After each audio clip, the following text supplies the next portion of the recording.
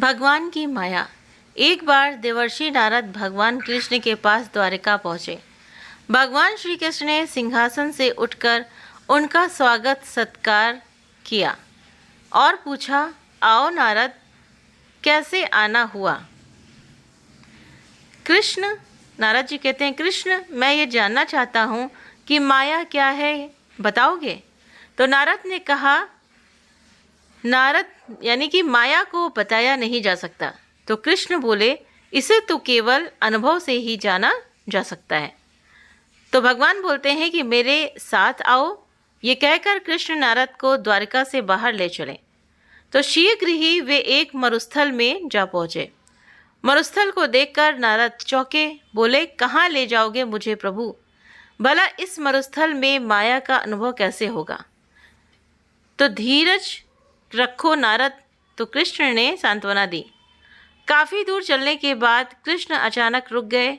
गले पर हाथ रखते हुए उन्होंने कहा, अब और नहीं चला जाता नारद, मेरा गला सूख रहा है। ये पात्र ले जाओ और कहीं से जल लेकर आओ। तो नारद जी कहते हैं, घबराइए मत कृष्ण। नारद ने पात्र लेते हुए कहा, मैं अभी जल लेकर आता हूँ। नारद जल की खोज में निकल जाते हैं और उन्होंने दूर दूर तक अपनी दृष्टि घुमाई, लेकिन हर तरफ उन्हें बालू के ऊंचे ऊंचे टीले ही दिखाई दिए।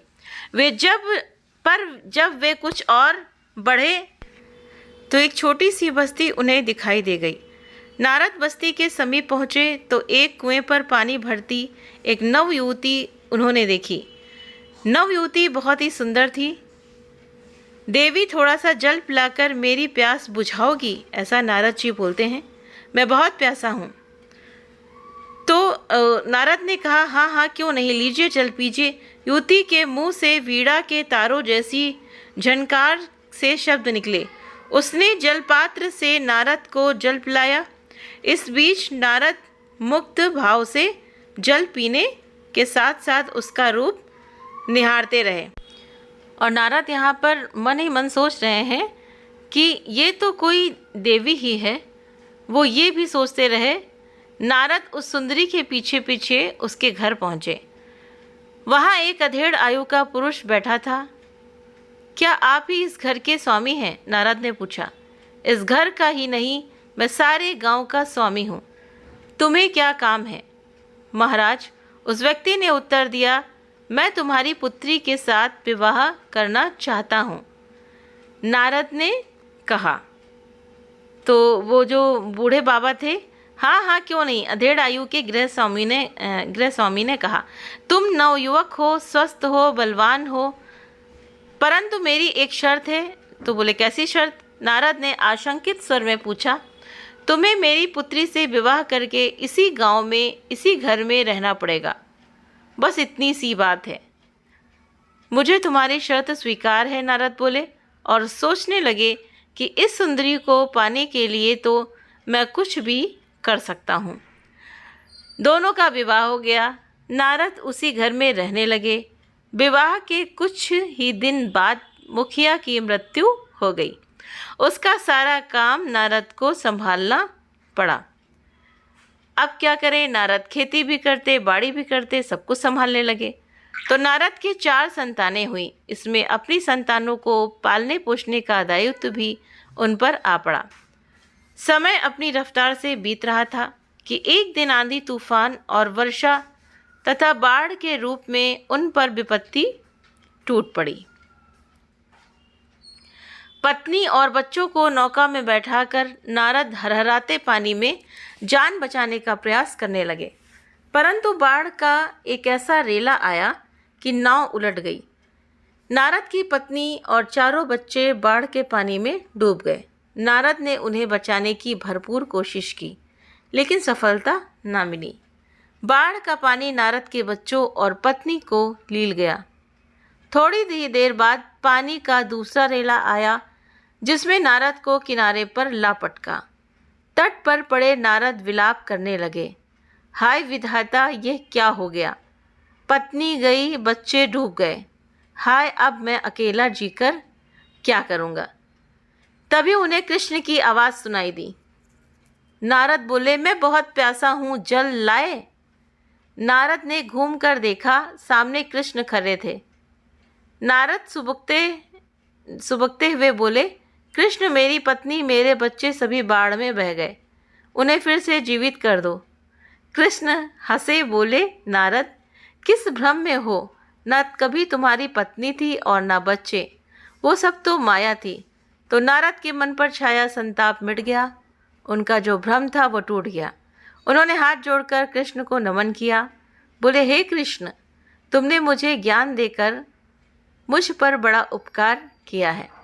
अब मैं समझ गया हूँ कि जीवन स्वयं माया है, उससे छुटकारा पाना बहुत कठिन है। तुम्हारी कृपा हो तभी मनुष्य उस पर विजय प्राप्त कर सकता है। तो विशेष है कि माया का शाब्दिक अर्थ होता है अज्ञान। सृष्टि के पालनहार श्री हरि विष्णु जी अपनी माया से ही संसार को चलाते हैं।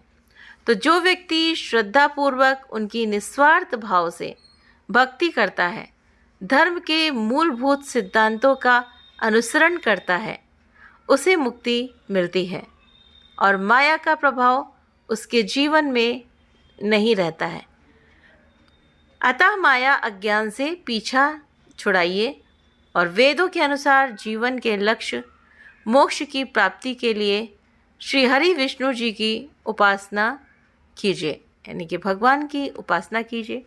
ये सारा संसार, सारा जगत ही माया है, मिथ्या है, क्योंकि जो दिखता है वो सच नहीं है। मृग तृष्णा का जल जैसे नहीं होता है कि अगर कोई मृग प्यासा है और वो दूर से बालू की रेत चमकती हुई इसको दिखाई देती है टीला, वो सोचता है, दौड़ता जाता है कि वहाँ पर पानी है, लेकिन पास जाने पे उसको पानी नहीं मिलता। ठीक इसी तरह से हम सब प्राणी हैं कि माया के पीछे भागते रहते हैं, लेकिन माया कहते हैं, माया तुम बहुत ठगनी मैं जानी। तो माया का आवरण जो हमारे पर पड़ा हुआ है, तो इसीलिए बताया गया है कि निस्वार्थ भाव से भगवान की भक्ति करें, ताकि माया जो हमारे अंदर समाई पड़ी हुई है। देखिए, माया हर चीज़ का होता है, पैसे का होता है, अपनी ईगो का होता है, अपने आप को शरीर का होगा, अपने कुनबे का होगा, हर चीज़ की माया होती है। तो यही बताया जा रहा है कि आप माया से छुटकारा अगर पाना चाहते हैं तो हरि के भजन में लगे, क्योंकि जो चीज़ इस संसार में है, आई है, वो चीज़ जानी है। चाहे आपके घर का सामान हो या आप हो या आपके घर परिवार वाले हों, कोई भी हो तो जाएगा ज़रूर। तो उम्मीद करते हैं कि ये दृष्टांत आप सभी को बहुत ज़्यादा पसंद आया होगा। अगर ये कहानी आप सभी को पसंद आती है तो वीडियो को लाइक करें, चैनल पर पहली बार है तो सब्सक्राइब करना ना भूलें, साथ ही बेल आइकन को जरूर प्रेस करें ताकि वीडियो की सभी नोटिफिकेशंस आपको सबसे पहले मिल सके। आप सभी के सहयोग के लिए बहुत बहुत धन्यवाद, शुक्रिया।